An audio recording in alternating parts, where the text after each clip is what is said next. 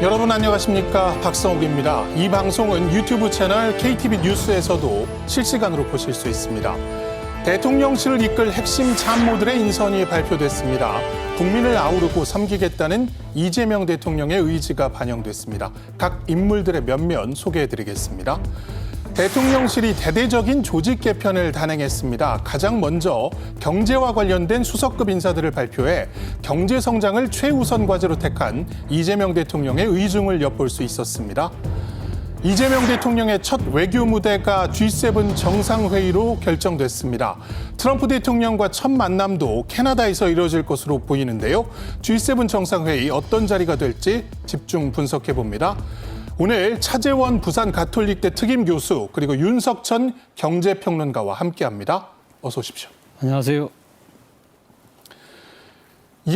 이재명 대통령이 오전 10시부터 용산 대통령실에서 2차 비상경제점검 TF회의를 주재했는데요. 관련 발언 먼저 들어보겠습니다. 최근에 물가가 엄청나게 올랐다고 그러더라고요. 라면 한 개 2,000원 한다는데 진짜예요? 여러 가지 요인들이 있겠죠. 다 세상에 이유 없는 일이 없으니까. 근데 물가 문제가 우리 국민들한테 너무 큰 고통을 주기 때문에 현황하고 혹여 가능한 대책이 뭐가 있을지를 한번 챙겨서 다음 회의 이전이라도 좀 보고를 좀 해주면 좋겠습니다. 차재원 교수님. 네. 취임 첫날까 6월 4일 날도 1호 행정명령이 바로 이 비상경제점검 맞습니다. TF 구성하라는 것이었고 당일 저녁에도 이 회의를 직접 주재를 맞습니다. 했었는데 오늘 2차 회의를 주재를 했습니다. 그렇죠. 취임한 지 지금 일주일도 안 됐는데 벌써 2차 비상경제대책회의를 직접 주재를 했습니다. 방금 멘트에도 나왔지만 지금 시중의 물가가 너무 지금 상당히 출렁거리고 있고 서민들의 불안감이 커지고 있는 이런 부분들을 현실적으로 딱 캐치를 해서 관계 주무장관들에게 대책을 바로 강구를 했는데요. 사실 오늘 회의의 가장 큰 쟁점은 당장 추경 예산안 편성입니다. 지난 대선 과정에서 계속적으로 언급을 해왔잖아요. 그리고 대선 때 공약을 했던 부분이기 때문에 추경 편성안과 관련해서는 지금 집권한 지 얼마 안 됐는데 국가의 재정 여력이 얼마나 될지 이 부분을 오늘 아마 점검한 회의가 됐을 가능성이 상당히 높습니다. 그리고 오늘 이재명 대통령의 워딩 중에 상당히 특기할 만한 것이 여러분들의 한 시간이 아니라 5,200만 명의 국민들의 삶과 생명이 달려있는 중요한 회의인 만큼 5,200만 시간이라고 이야기한 부분이 상당히 좀 인상적이고 특기할 만했다는 생각이 듭니다. 윤석천 평론가님. 네. 오늘 결국은 주요 안건이 추경 편성이 될 것 같은데 이제 취임 전이라든가 취임 직후에는 좀 예상됐던 액수가 대략 30조 원 플러스 알파 되지 않을까 했는데 최근 좀 언론 보도나 흐름들을 보면 그보다는 좀 줄어든 한 20조 원 플러스 알파가 될 것도 같습니다. 오늘 좀 구체적인 액수라든가 편성 시기라든가 이런 것들이 좀 확정이 될 수는 있을까요? 어느 정도 윤곽은 드러낼 거라고 보고 있는 거고요. 기존에 이제 민주당에서는 1차 추경 전에 한 35조 원 정도를 갖다가 주장을 했었죠. 근데 이제 그 중에 반영된 게 한 14조 원 정도, 산불 대응에 이제 거의 다 쓰이는 돈이니까 사실 지금 민생 경제가 굉장히 힘들고 물가는 오르고 자영업자들은 줄파산을 하는 사태에 사실은 어떤 특단의 대책이 필요한 상황인데 1차 추경에는 그런 것들이 완전히 빠져 있지 않습니까? 그러니까 1차 추경 당시에 민주당 안이 35조 원이었으니까 그중에 한 15조 원 정도, 14조 원 정도를 빼면 20조 원에서 한 21조 원 정도가 한 2차 추경원에 재원이 될 것이다. 거기에는 이제 각종 민생회복 지원금이라든지 아니면 자영업자 대책이라든지 이런 안들이 이제 줄줄이 다 거기 들어가겠죠. 핵심은 근데 뭐냐면 그 재원을 갖다가 어떻게 마련할 것이냐. 사실 지금 국고가 비어 있다는 얘기들이 굉장히 많지 않습니까? 그러니까 국고 현황 같은 경우도 일단 대통령께서 이제 파악을 하셔야 될 거고 또 재원 마련의 어떤 구체적인 방법들 이런 것들이 구체적으로 논의되고 있지 않을까 이렇게 생각을 합니다. 결국은 이 취임 전부터 먹고 사는 문제, 민생이 새 정부의 주요 과제가 될 것이다라고 대통령이 끊임없이 밝혀왔는데 그 행보가 계속 이어지고 있는 것이고 지난 6월 6일 현충일 행사 직후에도 깜짝 행보가 있었습니다. 바로 전통시장 방문해서 물가를 직접 점검하기도 했어요. 맞습니다. 그러니까 현충일 추념식이 끝나고 나서 바로 집무실로 돌아가시기 전에 근처에 있는 재래시장을 방문했어요. 물론 이 재래시장은 지난 총선 때 이재명 대통령이 당시 민주당 후보의 지원 유세를 위해서 많이 가셨던 곳이라고 하긴 합니다만 그럼에도 불구하고 이 전격적으로 이 재래시장을 찾은 이유는 결국 그 민생의 현장의 모습을 직접 들어가서 살펴보겠다는 그런 의지가 있는 것이 아닐까라는 생각이 듭니다. 그리고 사실 뭐 민생을 점검하는 데 있어서도 여러 현장이 많잖아요. 예를 들면 백화점도 있고 대형마트도 있을 건데 근데 재래시장을 갔다는 것은 아무래도 좀 더 힘들고 어려운 곳에 직접 가서 보겠다는 그런 의미가 있는 것 같고요. 그래서 그 시장에서 또 여러 가지 생필품들을 많이 구매를 하셨잖아요. 근데 여기서 특기할 대목이 바로 지불한 수단이 지역화폐라는 거죠. 지역화폐는 말 그대로 이재명 대통령의 정책의 상징과 같은 그런 거잖아요. 그리고 또 지난 대선 기간 중에 그러니까 이 지금 일종의 뭐 성수효과 관련된 호텔 경제학과 관련된 이야기가 있었습니다만 아마 이재명 대통령은 아마 이번 추경을 편성해서 그것이 선별 지원이 될지 보편 지원이 될지 모르겠습니다만 어떤 식으로든 그러니까 서민 국민 생활 지원금을 준다고 한다면 이 모두를 지역화폐로 지금 지급할 가능성이 상당히 높기 때문에 이런 부분들을 부각시키려고 하는 그런 의지도 포함한 것이 아닐까 하는 생각이 듭니다. 예, 이번 추경 편성에 따른 지역화폐 발행 여부도 좀 관심을 가지고 계속 지켜봐야 할 것 같습니다.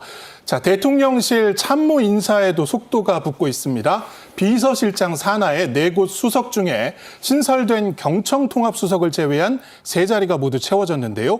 강훈식 비서실장의 발표 내용부터 듣고 오시죠. 이재명 대통령은 오늘 대통령실 수석급 주요 인사를 임명했습니다. 이재명 대통령은 모든 국민을 아우르고 섬기는 모두의 대통령이 되겠다고 뜻을 거듭해 강조했습니다. 이번 인사는 이러한 국민 통합의 의지가 반영된 것입니다. 이 대통령은 보수와 진보가 아닌 국민과 대한민국만 있다는 국정 철학 아래 국민 통합과 소통을 통해 민생 문제 해결에 집중해달라고 당부했습니다. 예, 대통령실 정무수석에 사선의 우상호 전 의원이 지명이 됐습니다. 그 새 정부의 주요 과제 중에 하나라고 뽑을 수 있는 게 바로 통합이기도 한데, 그렇죠. 우 수석에 대해서 소통과 상생에 대한 확고한 철학이 있다라고 인선 배경을 밝혔어요. 그 통합 중에서도 사실 어떻게 보면 정치권에서 가장 중요한 것이 여야의 협치잖아요. 그런 측면에서 본다고 한다면 우상호 정무수석이 국회에서 사선 의원을 지냈어요. 그리고 또 야당 시절에는 잠깐이나마 당대표격인 비상대책위원장을 맡았기 때문에 상당한 이 정치력과 정무 능력이 탁월하다. 그리고 무엇보다도 상당히 합리적인 의정활동을 통해서 지금 현재 야당인 국민의힘하고도 관계가 상당히 원만하다. 그런 부분들이기 때문에 사실 정치권에서 통합이라고 하면 앞서 이야기했던 대로 협치거든요. 협치를 할 수 있는 여야의 소통의 가교 역할을 할 수 있는 적임자라고 볼 수 있는 것이죠.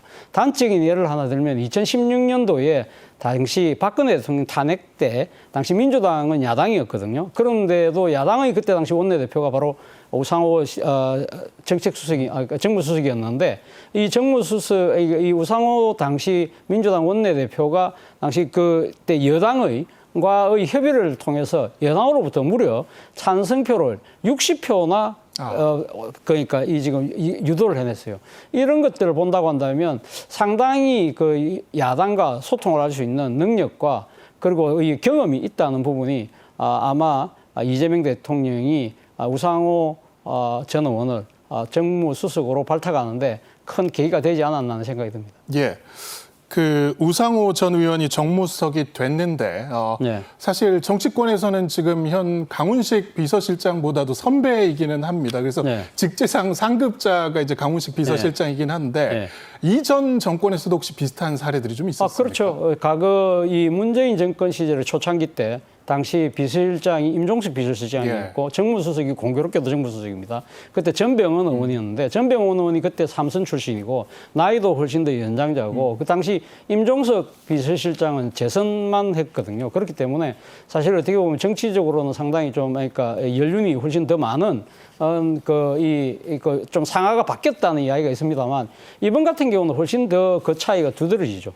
사실은 전병헌 당시 정무수석보다도 당시 임종석 비서실장이 정치는 먼저 시작했던 측면이 분명히 있지만 이번 지금 우상호 지금 정무수석은 강훈식 비서실장보다 한 정치권 대비가 한 15년 정도 네. 빨랐어요. 그리고 상당히 앞서도 제가 잠깐 이야기했습니다만 사실 우상호 정무수석은요, 사실 이 자신의 정치 체급에 비하면 이 자리가 어울리지 않아요. 그럼에도 불구하고 자신이 일종의 다운그레이드를 해서 이 자리를 맡은 이유는 결국 지금 이재명 대통령이 지금 강조하고 있는 여야 협치를 위해서 나의 능력을 최대한 발휘해야 되겠다는 그런 생각에서 이 자리를 맡은 것이 아닐까라는 생각이 듭니다. 예.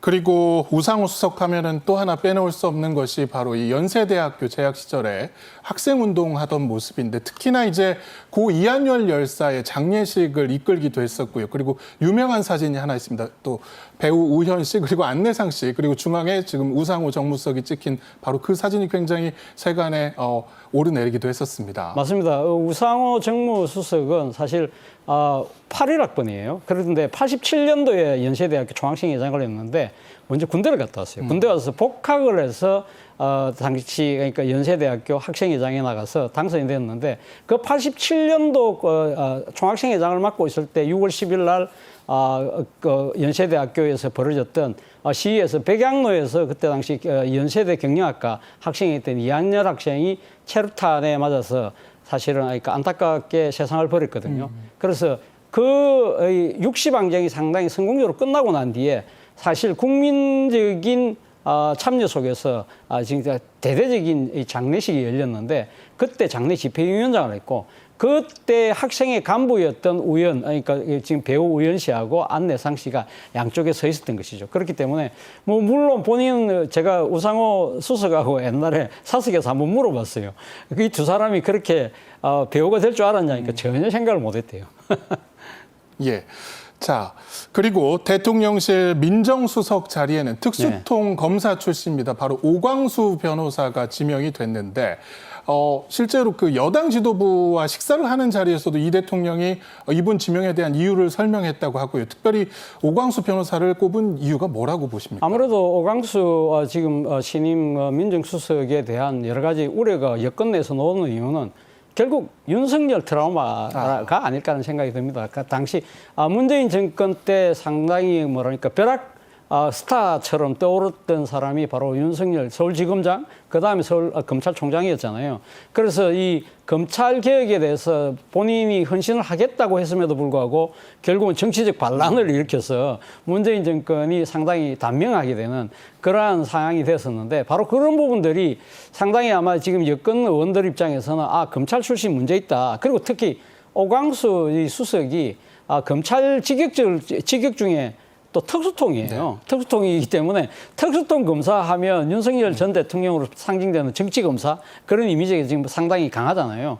그리고 공교롭게도 오광수 이 수석과 윤석열 전 대통령이 또 같은 이 사무실에서 근무를 했다고 그래요. 그렇기 때문에 그런 여러 가지 인연 때문에 결국은 이 검찰 개혁을 나중에 망가뜨리는 그런 또 역할을 하는 거 아니냐 그런 우려가 있었던 거죠. 그럼에도 불구하고 이재명 대통령이 오광수 수석을 이렇게 지명을 한 것은 두 사람이 사법시험 동기입니다. 그렇기 때문에 벌써 한 40년 동안 알고 지낸 사이고 그 과정 중간중간에도 아마 자주 교류가 있었겠죠. 그래서 평소 아마 이재명 대통령이 갖고 있는 검찰개혁에 대한 의지 그리고 또 지난 윤석열 정권 3년 동안 이재명 대통령이 그게 정치검사의 가장 큰 희생양이 됐잖아요. 그 아픔을 누구보다 잘 아는 40년 지기가 결코 배선하지는 않을 거야. 오히려 검찰을 더 잘 아는 만큼 더 잘할 수 있을 거야라는 확신을 갖고 임명을 하지 않았나 생각이 듭니다. 예. 검찰 개혁은 검찰을 잘 아는 분이 분명히 필요한 분야이기도 한 것 같습니다. 자, 그런가 하면은 대통령실 홍보수석에는 이규현 전 JTBC 보도 담당 대표가 지명이 됐는데 이분은 기자 생활 대부분을 탐사 보도 분야에서 보낸 분이기도 합니다. 그렇죠. 이규현 홍보수석 같은 경우는 정통 언론인이죠. 원래 중앙일보에서 기자 생활을 시작을 해서 JTBC가 개국하면서 JTBC로 갔다가 마지막에는 JTBC 대표까지 지낸 걸로 예. 알고 있거든요. 그만큼 나름대로 이 조직을 통솔하는 데도 상당한 능력이 있다는 이야기지 않습니까? 그리고 또 하나는 앞서 말씀하신 것처럼 탐사 보도 부분에 있어서 대한민국 기자로는 처음으로 미국 탐사보도협회에 주는 특별상을 받을 정도니까 상당한 능력도 있는 것이죠. 그리고 이 탐사라는 것 자체가 한 사안을 깊게 아주 궁극적으로 파고 들어간다는 소리잖아요. 일종의 뭐랄까 집념 뭐 이런 것들이 있는 것이거든요. 뭐 우리가 기자 사이에서 많이 이야기하는 건 독종 뭐 이런 이야기도 합니다만 어쨌든 상당히 나름대로 자신이 일에 열심히 한다는 그런 의미로도 받아들일 수 있기 때문에 아마 이런 부분들을 이재명 대통령이 높게 산 것이 아닐까라는 생각이 듭니다. 예. 대통령실 인선이 속도감 있게 진행이 되고 있는데 현재까지 이루어진 인선들 전반적인 특징은 좀 어떻게 보셨습니까? 가장 첫 번째는 전문성이죠. 앞서 우리가 이야기했던 대로 지금 우상호 정무수석도 뭐 이 정치권의 우상호이라면 정무 능력 최고 이런 건 누구나 다 인정하는 거거든요. 그리고 홍보수석 뭐 정통 기자 출신이고. 그리고 민정수석도 사실은 이 검찰의 특수통으로서 나름대로 이름을 날려쳤던 분이잖아요. 그리고 뭐 경제 쪽에 파트에 있는 계신 분들도 상당히 학자 아니면 관료들 이런 나름대로 전문성을 갖고 있다는 것이고요. 또 하나는 그 직책에 나름대로 실력이 검증된 분들이다. 그리고 또 하나는 이재명 대통령과의 신뢰관계가 아주 돈독하다라는 것을 꼽고 마지막으로는 결국 이 모든 분들의 공통점 중에서 아마 이재명 대통령이 가장 높게 산 부분이 소통의 능력이 아닐까라는 생각이 듭니다. 예. 자, 국민과의 소통을 중시하는 이재명 대통령의 철학이 반영된 개편은 또 있었습니다. 어떤 것인지 강유정 대통령실 대변인 목소리 듣고 이야기 이어가겠습니다. 국민과의 소통과 경청을 최우선으로 하는 이재명 정부의 국정 철학에 발맞춰 대통령실 브리핑룸 시스템을 개선하고자 합니다. 대통령실 대변인과 관계자들만 비추던 기존의 일방적인 소통 방식에서 벗어나 기자 여러분이 질의하는 모습과 현장 상황을 쌍방향으로 생생하게 전달하겠습니다. 이는 국민들의 알 권리와 브리핑 투명성을 높이자는 이재명 대통령의 제안에 따른 것으로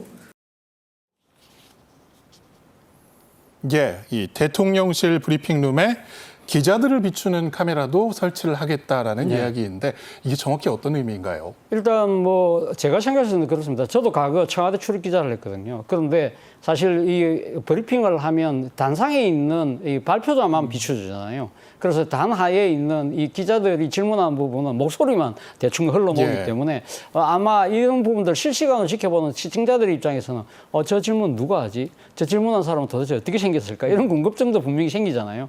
그리고 또 기자들 입장에서는 이거 일방적으로 한 방향만 비추는 것이 아니라 자신을 비춰준다는 것 자체는 자신에 대한 존중의 의미로 받아들일 수 있잖아요. 그렇다고 한다면 상당히 또 일대기 보면 역지사지의 입장에서 기자들을 대우하구나 하는 생각이 든다고 한다면 말 그대로도 언론 프렌들리 그런 식의 그러니까 친화감을 이거 유발할 수 있고 그것이 결국은 궁극적으로 소통에 도움이 된다. 그런 차원에서 이런 식의 방식 전환을 모셔간 것이 아닐까라는 생각이 듭니다. 예, 질문을 하는 기자들의 책임감도 상당히 올라갈 수 있을 것 같고요.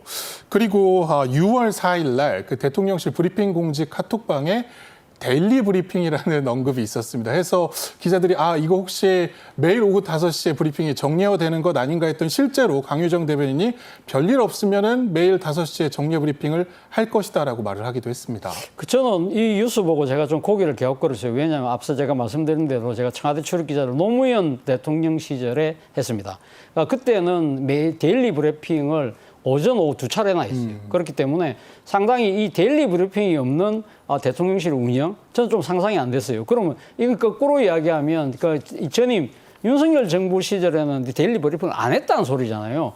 그러고 과연 어떤 식으로 가면 기자들하고 소통했을까? 저는 상당히 의문이 생기는데 말 그대로 비정상의 정상화가 아닐까라는 생각을 해봤습니다. 예. 자, 이재명 대통령은 대대적인 대통령실 조직 개편도 단행을 했습니다. 강훈식 대통령 비서실장의 발언으로 먼저 들어보시죠. 대통령실은 책임, 미래, 유능을 핵심 기조로 빠르고 실용적으로 일하는 조직을 구축하고자 합니다. 이를 통해 시급한 민생 회복은 물론 국민 통합과 미래 성장을 위해 매진할 것입니다. 이에 걸맞는 조직 개편으로 책임성을 강화해 국민께 신뢰받는 대통령실을 만들어 나가겠습니다.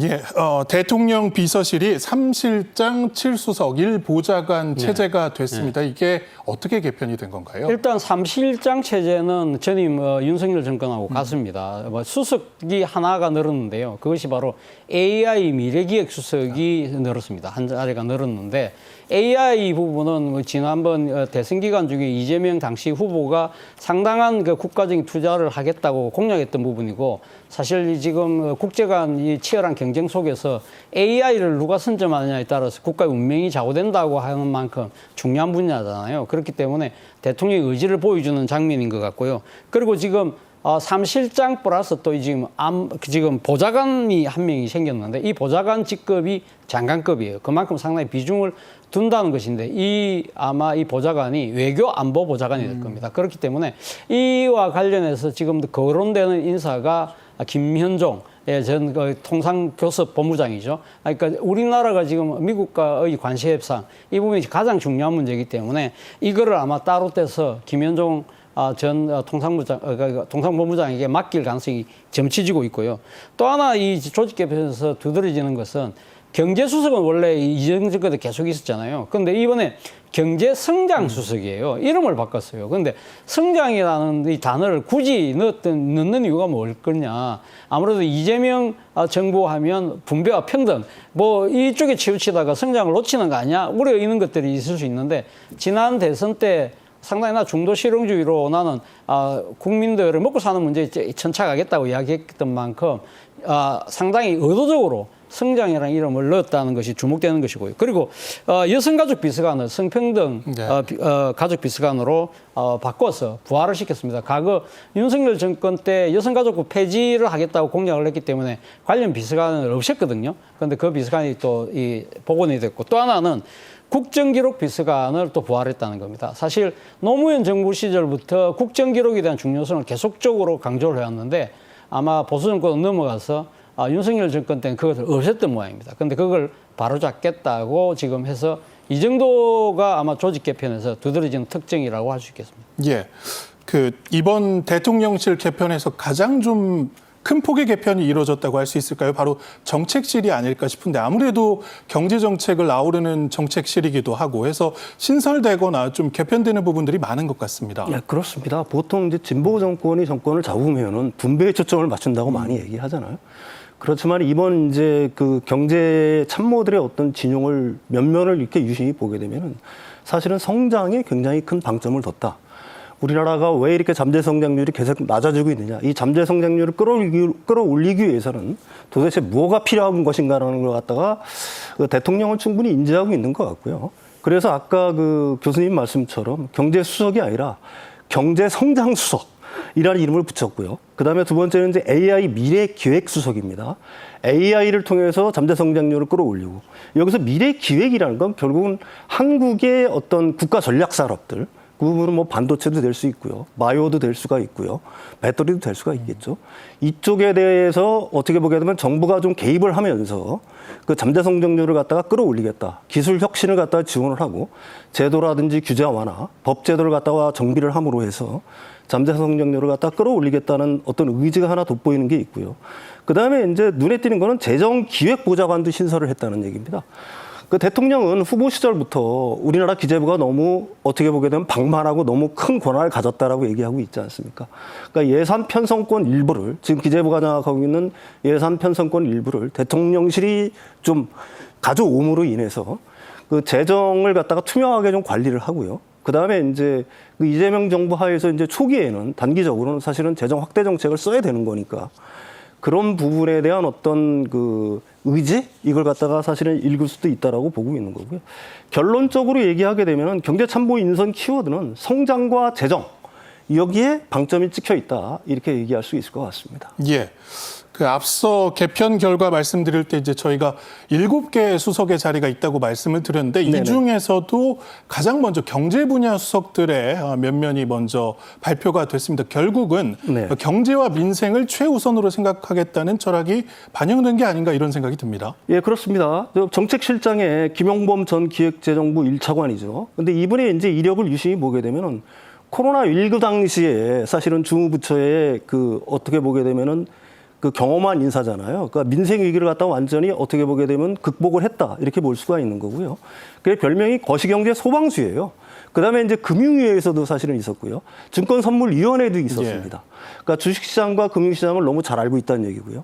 뭐 이재명 대통령이 코스피 5천 시대를 열겠다고 하지 않았습니까? 그거에 대한 어떤 뒷받침을 갖다 충분히 할 수 있는 분으로 알고 있고요. 그다음에 블록체인 업계에서도 마지막으로 활동을 하셨어요. 따라서 지금 우리나라에서 지금 논의가 되고 있는 원화 스테이블 코인의 어떤 도입이라든지 가상자산 시장의 어떤 법이라든지 규제에 대한 어떤 정비, 그다음에 규제 완화 이런 정책을 갖다가 폭넓게 이끌 수 있을 거라고 보고 있는 거고요. 경제성장수석에는 이제 하준경 한양대 경제학부 교수가 그 임명이 됐는데 이분은 이제 2021년부터 이재명 대통령의 경제 책사 역할을 했고요. 가장 중요한 거는 이제 이분의 성향입니다. 사실은 중도, 진보와 보수를 아우르는 중도 성향의 주류 경제학자거든요. 그러니까 대통령의 어떤 실용 경제 이걸 갖다가 가장 잘 뒷받침할 수 있는 분이다라고 얘기할 수가 있겠죠. 뭐 이재명 대통령은 사실 후보 시절에 그 김대중 대통령의 정책이면 어떠냐. 그다음에 박정희 대통령의 정책이면 어떠냐. 우리한테 이루어오면 된다라는 거지 않습니까? 근데 이분의 특징 중에 하나가 사실은 슈페터의 창조적 파괴를 통한, 그러니까 기술 혁신을 통한 어떤 성장론을 굉장히 추구하고 있는 거거든요. 이거는 제가 생각하기에는 지금 우리나라에서 가장 필요한 일이 아닐까 싶어요. 결국은 우리가 잠재 성장력을 끌어올 수 있는 유일한 방법은 기술 혁신을 통해서 어떤 창조적인 파괴를 통해서 성장을 하는 방식밖에 없는 거거든요. 그 부분을 갖다가 지원을 할 거라고 보고 있고요. 재정기획보좌관은 류익현 중앙대 교수인데 이분이 이제 눈에 띄는 거는 사실은 그렇습니다. 아까도 거듭 말씀드렸듯이 우리나라 재정기획부 같은 경우는 기재부 같은 경우에는 사실 너무나 큰 권한을 갖다가 휘두르고 있잖아요.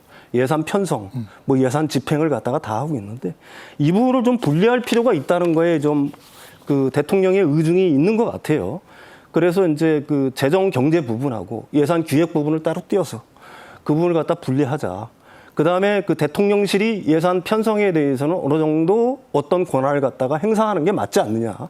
뭐 이런 어떤 의미가 반영된 인사다. 그리고 그 인물들이다. 이렇게 얘기할 수가 있을 것 같습니다. 예, 그리고 해양수산 비서관 자리도 신설이 됐는데 이 부분은 역시 대선 기간에도 공약 중에 하나였던 해수부의 부산 이전 그리고 취임 직후에도 이 부산 이전 문제 검토하라고 지시를 했는데 이 문제를 전담을 할 것으로 보입니다. 예, 그렇습니다. 뭐 대통령의 주요 공약 사항이었죠. 대통령이 보시기에 사실은 우리나라는 지역 균형 발전이 과거 정권부터 계속해서 지역 균형 발전을 이루겠다고 했지만 예. 하나도 그게 어떻게 보게 되면 실현된 게 구체화되고 실현된 게 하나도 없지 않습니까?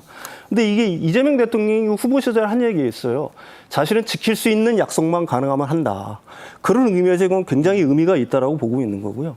가령 뭐 해양수산부 이전이라든지 HMM의 부산 이전. 그 다음에 이제 또 하나 제가 이제 가장 눈에 띄게 보고 있는 거는 북극 항로 OL가 어떻게 보면 열릴 거를 대비해서 사실은 이런 어떤 해양수산 비서관이라는 직책이 굉장히 시급한 문제다.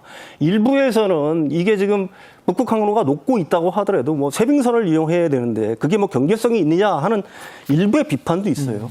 그렇지만 미래는 아무도 알 수 없는 거고요. 북극의 빙하는 점점 녹고 있는 거고요. 그걸 갖다가 누가 준비하냐에 따라서 사실은 우리나라가 중국과 아니면 일본과의 경쟁에서 한 발 앞서갈 수 있는 아주 중요한 키워드가 될 거 아니겠습니까? 그런 의미에서 대통령의 지역균형 발전에 어떤 의지가 담긴 어떤 인사다 이렇게 얘기할 수가 있을 것 같습니다. 예. 자, 선진 7개국이 모여서 세계 경제와 안보 등 현안을 논의하는 G7 정상회의에 다시 한번 대한민국 대통령이 초청됐습니다. 이재명 대통령이 강조한 실용 외교도 G7 정상회의에서 데뷔전을 치르게 됐는데요. 먼저 영상으로 만나보시죠. 이재명 대통령은 G7 정상회의에 초청받아 참석하기로 했습니다.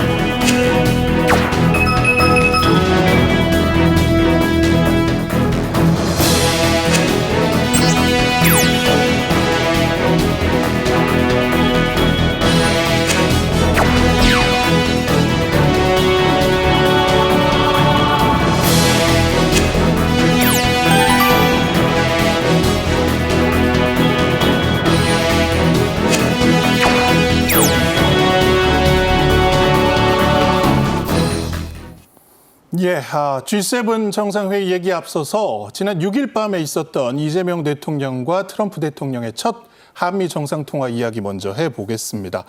그 첫 통화였습니다. 당선 축하가 당연히 오갔고 의외로 좀 세세한 이야기가 오갔습니다. 관세 이야기도 있었고 그다음에 좀 재미있었던 것이 두 분 모두 피습 경험이 있다 보니까 그 경험을 좀 같이 이야기하면서 상당히 아이스 브레이킹이 된 것 같습니다. 그렇죠. 아무래도 우리가 서로 잘 모르는 사람을 처음 만났을 때 아무래도 좀 쉽게 다가갈 수 있는 것이 공통의 경험, 공통의 관심사 뭐 이런 거잖아요. 그런데 이 공통의 경험이 정말 일반 사람들이 도저히 겪을 수 없는 그런 피습의 경험을 당했다. 그것도 다 선거 유세 또는 정치 현장에서 그런 일들을 당했기 때문에 그리고 상당히 심각한 상황에 처할 뻔했잖아요. 그렇기 때문에 사실 트럼프 대통령 입장에서는 지난번 선거 유세 때 자칫 이 고개 살짝 돌리는 바람에 살았잖아요. 그래서 본인의 당선은 신의 계시, 뭐 운명처럼 이렇게 이야기하는 부분이 있기 때문에 아마 그런 관점에서 본다고 한다면 이재명 대통령의 피습 경험을 하면서 이분도 그러면 신이 선택한 분이네, 내하고 상당히 같은 운명이네, 이런 식으로 상당히 그러니까 생각했을 가능성이 좀 높지 않을까 하는 생각이 들고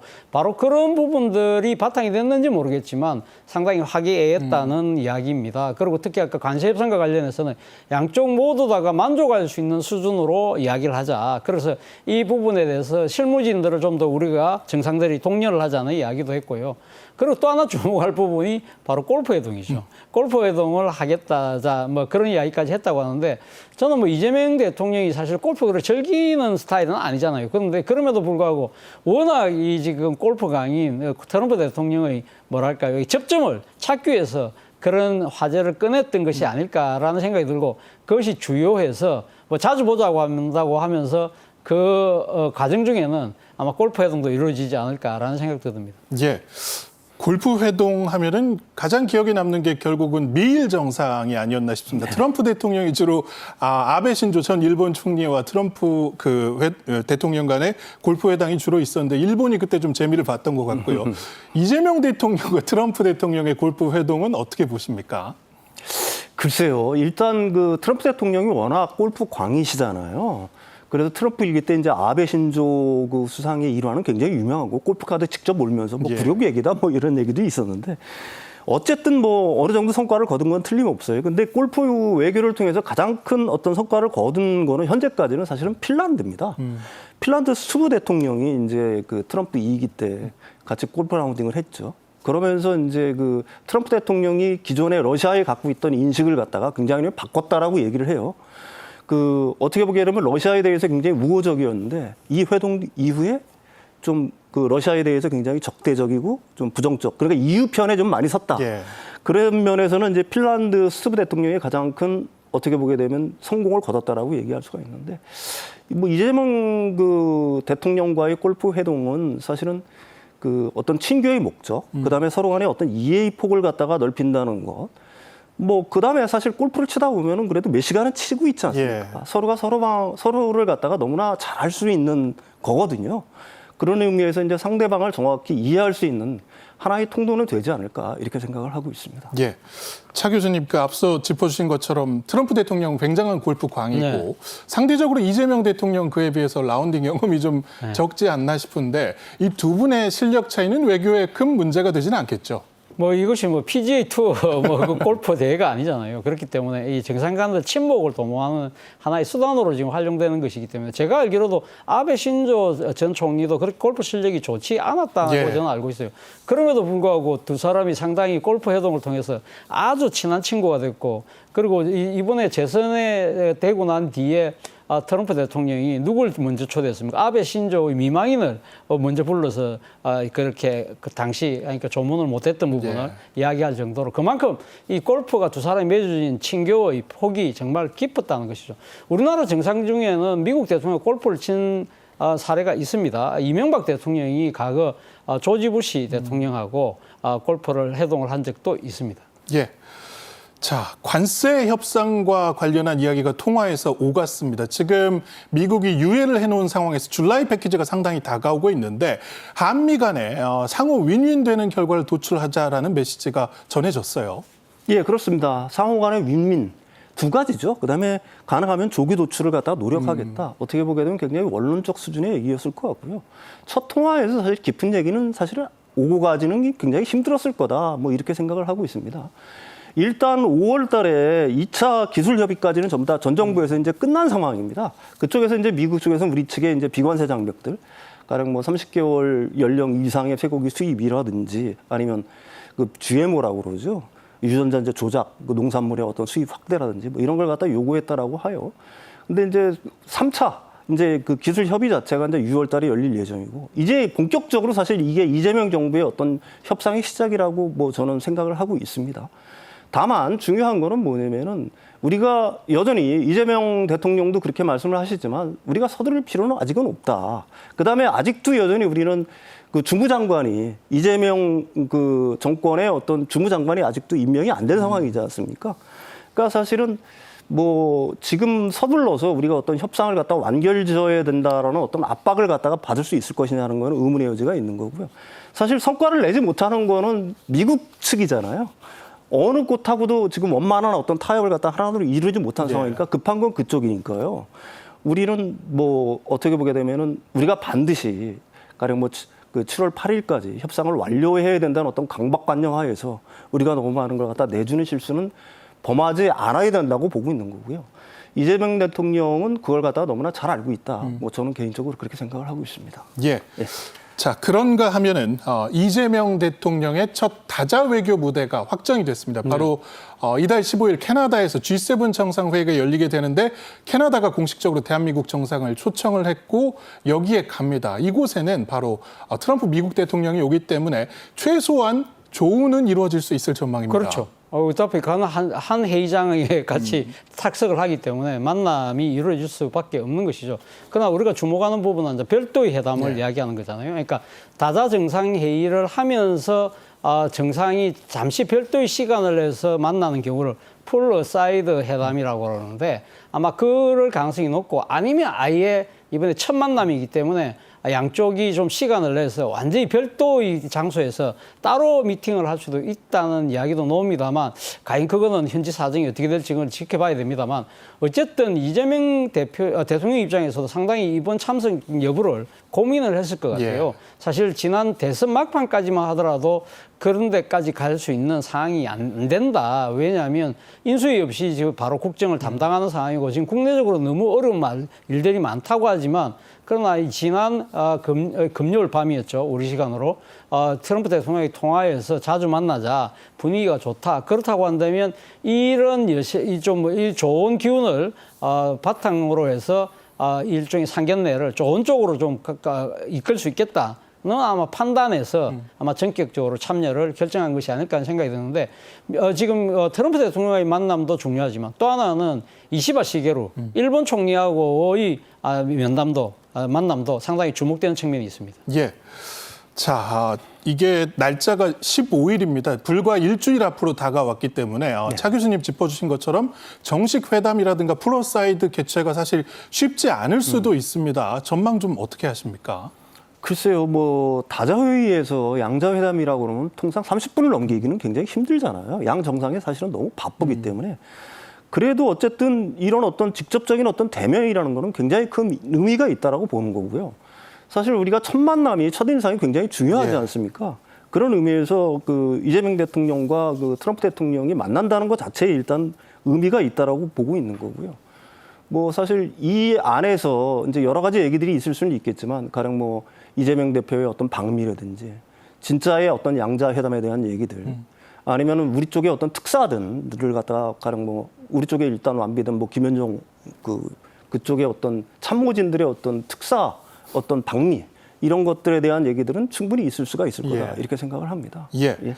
자, 이재명 대통령 취임이 채 일주일이 지나지 않은 시점에서 캐나다로부터 공식 초청을 받아냈습니다. 사실 지난 정부 그리고 그 앞선 정부에서 G7 회의 일부 초청을 받아왔었는데 이번에 받을 수 있을까 일부 우려도 있었습니다만 공식 초청 의미 어떻게 보십니까? 아무래도 뭐 캐나다하고 우리 한국하고 이 외교 관계가 상당히 좋은 상황이잖아요. 그리고 무엇보다도 한국의 국제적 위상이 그만큼 높아지기 때문에 그러니까 G7 선진국가 7개들 나라들만으로는 지금 국제 문제를 해결하기에 벅찬 측면이 분명히 있는데 한국이 들어왔을 경우에 국제사회의 여러 가지 문제를 해결하는데 큰 도움이 된다는 판단인 것이죠. 그만큼 우리의 국력의 신장, 그리고 또 어떻게 보면 이 지금 대외 신인도가 그만큼 지난번 뭐 비상계엄 때문에 흔들리긴 했지만 여전히 그러니까 이 위상에는 큰 문제가 없다는 걸 다시 한번 확인해 준 계기가 아닐까라는 생각이 듭니다.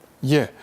자, 이제는 G7 정상회의의 의제를 좀 전망해 봐야 할 텐데 전 세계적인 문제를 좀 꼽아보자면 일단은 안보적으로는 러시아 우크라이나 전쟁이 있을 수 있고 네. 그리고 경제적으로는 역시 무역 불균형 등이 될 수 있을 것 같습니다. 네, 그렇습니다. 보통 이제 G7 회의가 과거에는 뭐 통상 금융 등 경제 현안에 국한돼 있는데 요즘 외교 안보 분야까지 굉장히 늘려나가는 것 같아요. 그래 앵커께서 말씀하셨듯이 러시아 우크라이나 전쟁에 대한 얘기들, 그다음에 이제 중국의 양안 갈등에 대해서도 이제 목소리를 내고 있는 거고요. 근데 이번에 이제 중요하게 볼 거는 앞서서 G7 재무장관 회의가 열리잖아요. 예. 여기서 분명히 어떻게 보게 되면 이번 G7 회의에 어떤 목표를 정했다라고 얘기를 할 수가 있어요. 중국을 겨냥해서 무역 불균형을 초래하는 관행에 대해서 지적을 했고요. 또 외교장관들도 대만 인근에서 중국 군사훈련에 대한 어떤 비판을 했습니다. 이건 제가 생각하기에는 좀 약간 의외라고 생각을 하거든요. 왜냐하면 트럼프 행정부가 들어서면서 사실 동맹을 가리지 않고 어떤 상호 간세 폭탄을 투하를 했잖아요. 예. 근데 그거에 대한 얘기들도 있을 법한데 외려 지금까지는 그런 얘기들은 좀 없고요. 뭐 중국에 대한 어떤 그 견제 흐름 이런 것들 갖다가 그 재무장관이라든지 외무장관들이 얘기했다. 그래서 이번에 기조 역시 그 대중 견제 흐름이 이어질 가능성이 높다. 이렇게 얘기할 수가 있을 것 같습니다. 예. 자, 미국 이야기 좀 해보겠습니다. 그 트럼프 미국 대통령의 퍼스트 버디로 불렸던 일론 머스크, 트럼프 대통령과 완전히 좀 갈라서는 모습을 보이고 있습니다. 사실 테슬라를 운영하고 있기 때문에 그동안 관세 정책에도 꾸준히 반대하는 목소리를 내왔는데 이번 일 좀 어떻게 보셨습니까? 일단 뭐 결정적으로 두 사람이 갈라지게 된 것은 이번에 미국이 공화당이 추진하고 있는 그러니까 지출 감세 법안. 이 법안에 대해서 지금 그러니까 이 지금 머스크 같은 경우는 말이 안 된다. 이건 완전히 쓰레기 법안이라고 지금 예. 바로 이야기를 하고 있잖아요. 그 중에서 가장 크게 문제되는 것이 뭐 예를 들면 석유 보조금을 준다든지 일종의 지출을 좀 줄여야 되는데 계속 지출을 지금 하고 있다. 이런 부분들은 정말 자신이 생각했던 정부 효율과는 정반대라는 것이죠. 그것이 뭡니까 하나의 큰 계기가 됐습니다만 그동안에 물밑에서 상당히 서로 간의 불화가 점점 쌓여왔던 것이 사실인 것 같아요. 지난 2월 초에 기억하시겠지만 트럼프 행정부가 그러니까 이기 정부가 출범하고 직후에 이 일론 머스크가 이끄는 정부 효율부가 연방 공무원들에게 이메일을 보내서 야, 너 지난 한 주간 네가 한 일 다 적어내. 예. 이것 때문에 미국이 완전히 그 연방 공무원들이 멘붕이 왔는데 그 중에는 연방 법원 판사도 있었다고 그래요. 그러면 이거는 뭐 행정부가 사실 상권 분립을 넘어서서 지금 그렇게 하는 상당히 월권적 행위잖아요. 뭐 이런 부분들 때문에 아마 안에서 상당한 불만들이 제기됐고 그리고 여기다가 이 트럼프 대통령 인사 문제에 대해서 이 일론 머스크가 감나라 배나라 하는 그러한 양상이 있었고 이런 문제들 때문에 지금 스콧 베센트죠.